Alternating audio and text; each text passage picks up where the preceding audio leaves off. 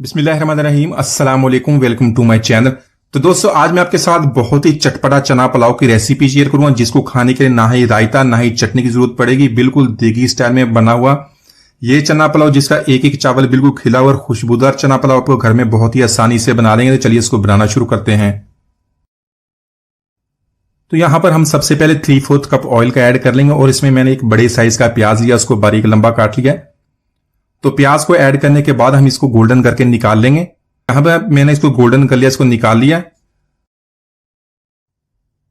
तो यहां पर प्याज फ्राई करने के बाद हमने फ्लेम को ऑफ कर लेना। ये सारा काम हमने अभी फ्लेम ऑफ करके करना है।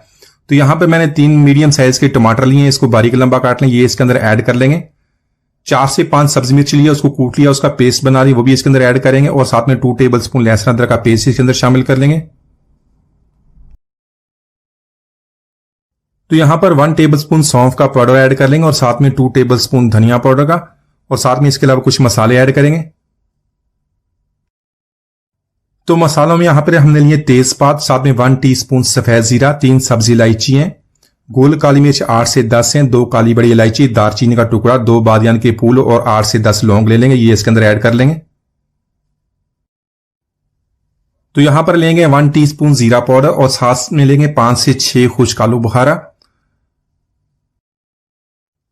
इसके अलावा एक लेमन लिया, उसके स्लाइस कर लिए, इसके बीज निकाल दिए। ये इसके अंदर ऐड करने के बाद इसको मीडियम फ्लेम पे कुक करना शुरू करेंगे। तकरीबन 2 मिनट तक इसको कुक कर लेंगे।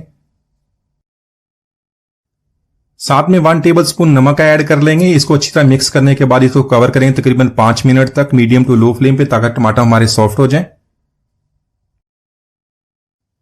तो इसके अलावा इसमें बहुत ही कम मसालों का इस्तेमाल होगा, लेकिन लज्जत और खुशबू में बहुत ही लाजवाब बनता है।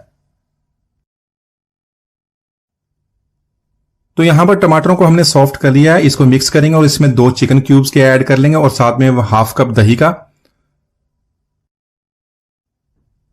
तो यहां पर इसको अच्छी तरह मिक्स करेंगे। मिक्स करने के बाद थोड़ा सा पानी डाल के मसाले की बहुत ही अच्छी तरह हमने भुनाई कर ली है, ताकि चना डालने से पहले पहले हमारा मसाला अच्छी तरह तैयार हो जाए।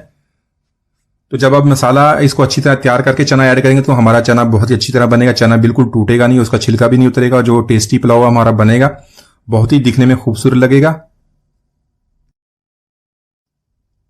तो यहां पर मैंने 250 ग्राम चना लिया, तो उसको 6 घंटे पहले तकरीबन मैंने पानी में भिगो दिया था। उसके बाद मैंने इसको बॉयल कर लिया। तो बॉयल करने के लिए थोड़ा सा नमक डाल के इसको बॉयल किया, कोई भी इसके अंदर सोडा वगैरह नहीं डाला था। तो बहुत ही अच्छी तरह बॉयल हो गया, इसका छिलका भी नहीं उतरा, बहुत ही जबरदस्त ये टेंडर भी हो गया था। तो इसके अलावा अगर आपके पास कैन वाला जो चना हो तो वो भी इस्तेमाल कर सकते हैं। यहां पे चना ऐड करने के बाद इसकी बहुत अच्छी तरह भुनाई कर लेंगे।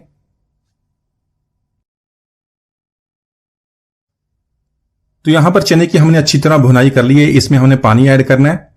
तो यहां पर मैंने 4.5 कप पानी इसके अंदर ऐड कर लेना। पानी ऐड करने के बाद हमने फ्लेम को हाई कर देना। हाई फ्लेम पे हमने इसको कुक करना है, ताकि इसको बॉयल आ जाए।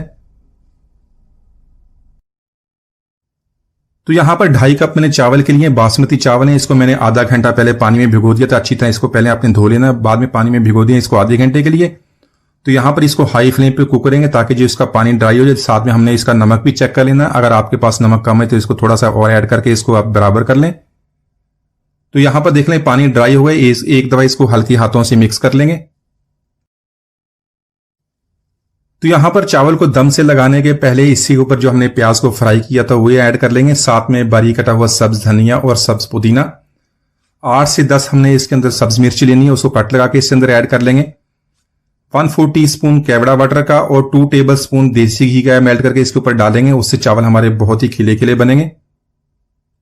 तो इस तरह इसको मिलाने के बाद इसको हल्के हाथों से मिक्स कर लेंगे और इसको दम पे लगाएंगे।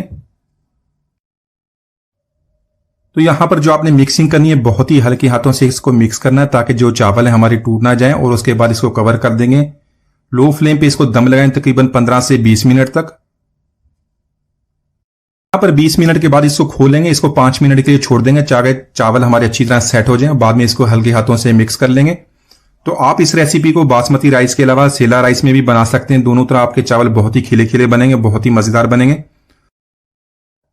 तो माशाल्लाह हमारा बहुत ही मजेदार चना पुलाव हमने बहुत ही आसानी से बना लिया। एक दफा जरूर ट्राई कीजिएगा।